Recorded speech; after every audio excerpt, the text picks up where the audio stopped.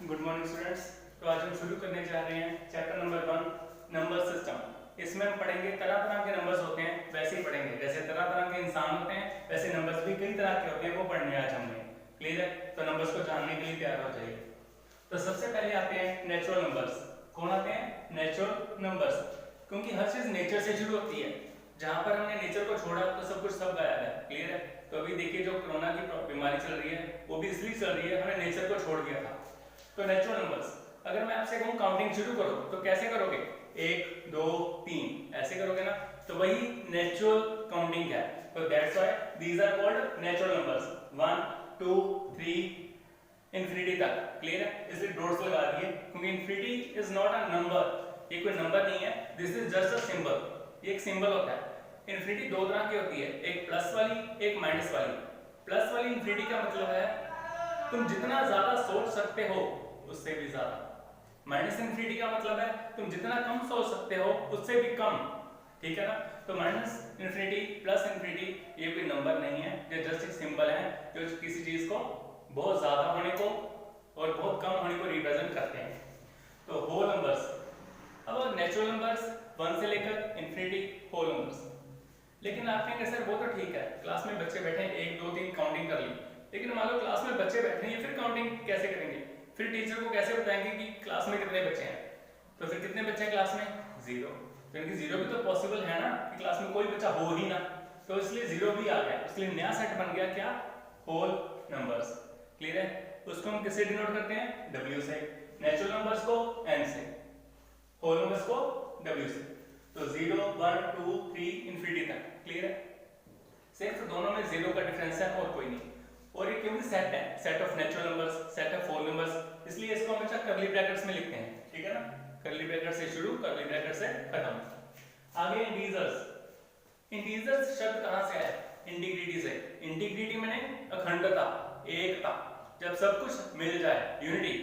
Clear है? एकता, सब कुछ एक हो जाए, किसी में फर्क ना रहे।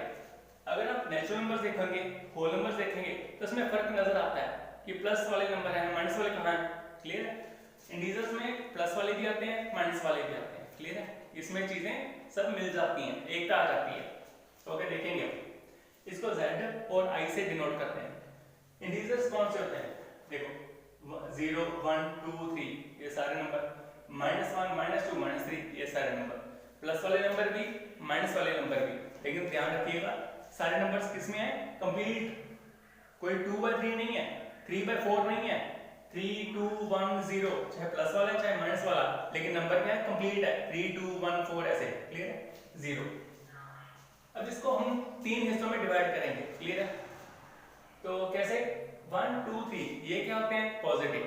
लेकिन क्या है ये? इंटीजर्स। तो इनका नाम क्या पड़ गया 1 2 3 वाले का? Positive integers.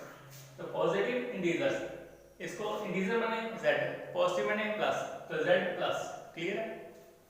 1 2 3 से लेकर इंफिनिटी तक। लेकिन 1 2 3 से लेकर इंफिनिटी तक ये हमारा क्या था? Natural numbers. तो इसको भी हमने क्या लिख दिया? नैन।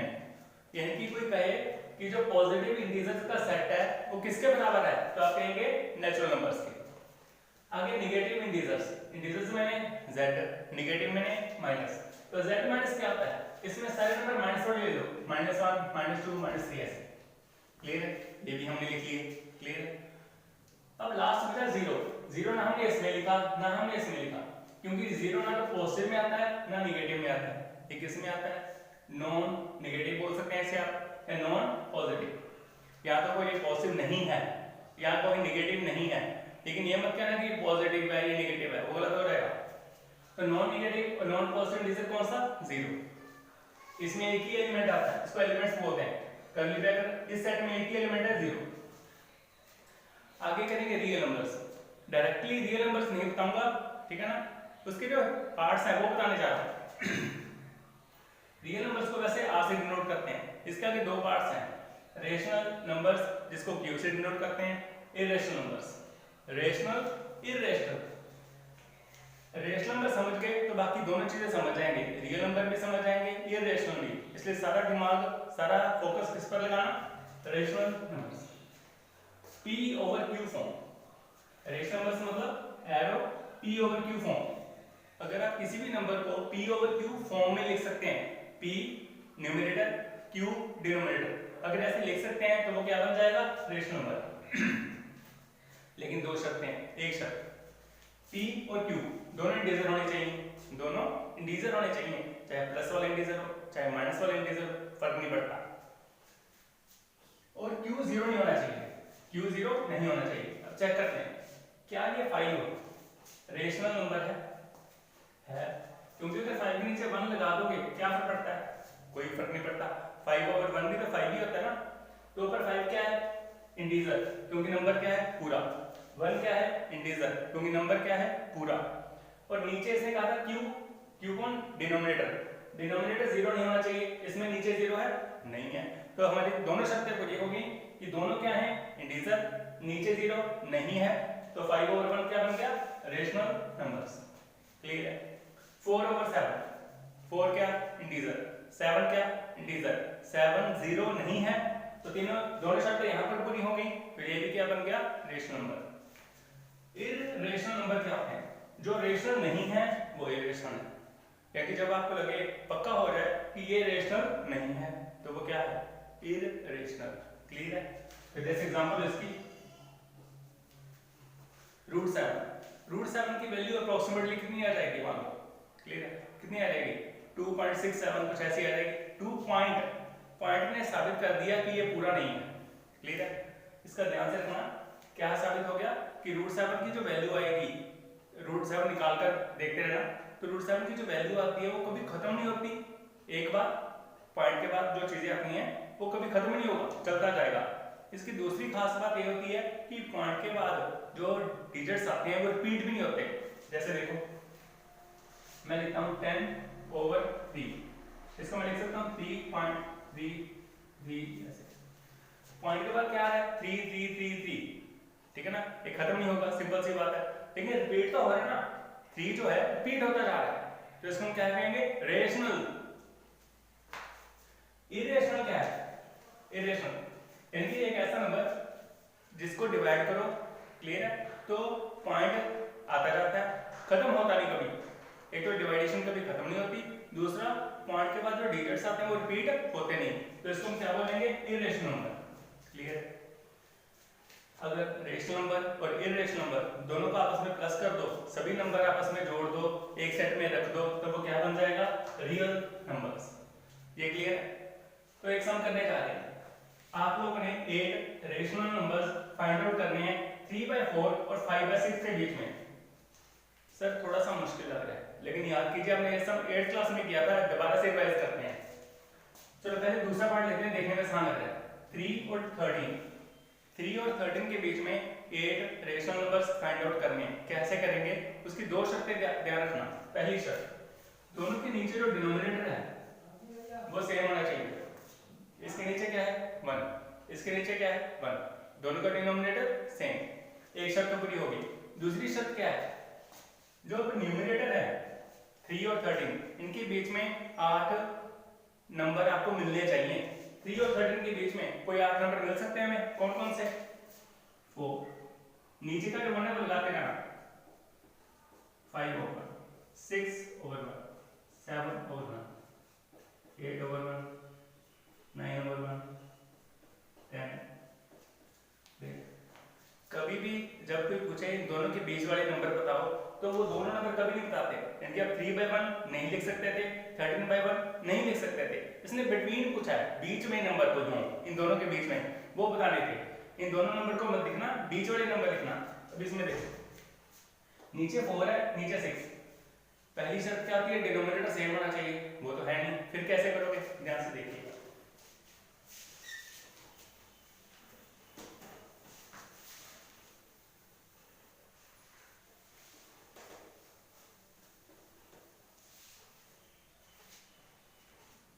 3/4,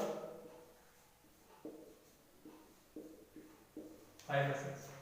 सबसे पहले तो डिनोमिनेटर इसका 4, इसका 6, दोनों का डिनोमिनेटर इक्वल करना है। कैसे करोगे, इसकी डिनोमिनेटर को यानी कि 6 को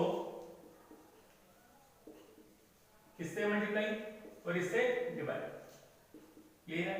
ठीक वैसे ही अब जो 5/6 है, इसको भी मल्टीप्लाई डिवाइड करना है किसी एक नंबर से। वो नंबर कौन सा है, इस दूसरे वाले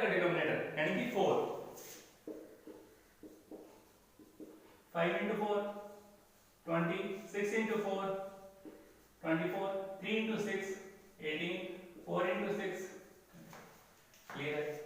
लेकिन आप कहेंगे सर एक शर्त पूरी हो गई, डिनोमिनेटर सेम आ गया, लेकिन 18 और 20 के बीच में 8 रेशनल नंबर्स मिल नहीं रहे, तो क्या करेंगे, इसको आगे फिर से मल्टीप्लाई करेंगे। आप कहेंगे सर पहली बार तो मल्टीप्लाई कर लिया था, इसको इसके डिनोमिनेटर से, इसको इसके डिनोमिनेटर से, अब किससे करेंगे, तुम्हारी मर्जी है, 2 से कर लो, 1 से कर लो, लेकिन 1 से करोगे फिर तो सेम टू सेम आ जाएगा, फायदा कोई नहीं होगा।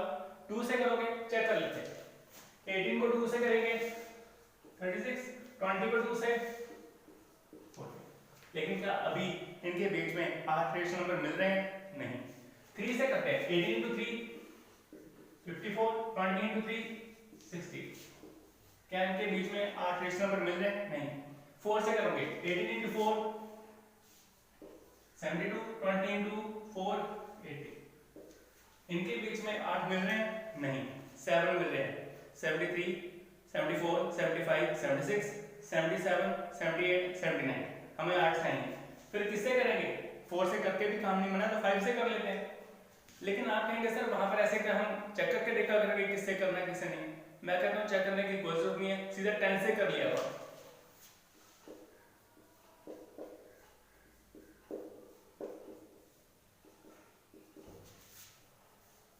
क्लियर है, सीधा हमने 10 से कर लिया। 10 से करने के दो कारण है, पहला मल्टीप्लाई करना आसान होता है, दूसरा कारण क्या है, इससे इतने ज्यादा नंबर आपको मिल जाते हैं कि जो आपकी रिक्वायरमेंट होती है 8 नंबर चाहिए, 12 नंबर चाहिए, आराम से बन जाते हैं। और चेक करो, 18 into 10,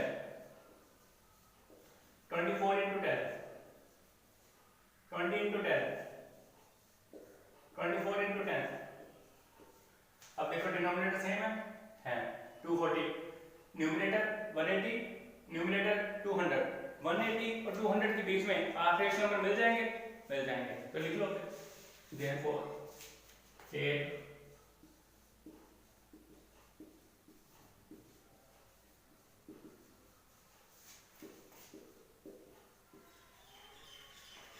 ये शब्द देखना,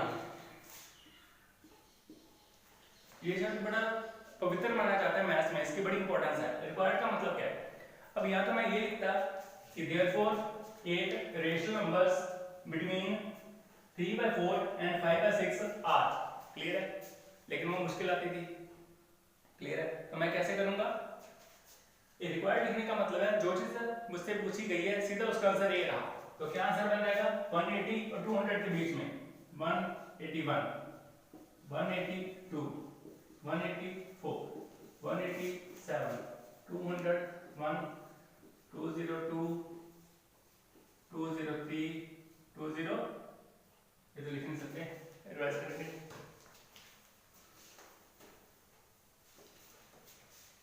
ध्यान से देखिए 200 तक ही लिखने हैं, लेकिन 187, 191, 3,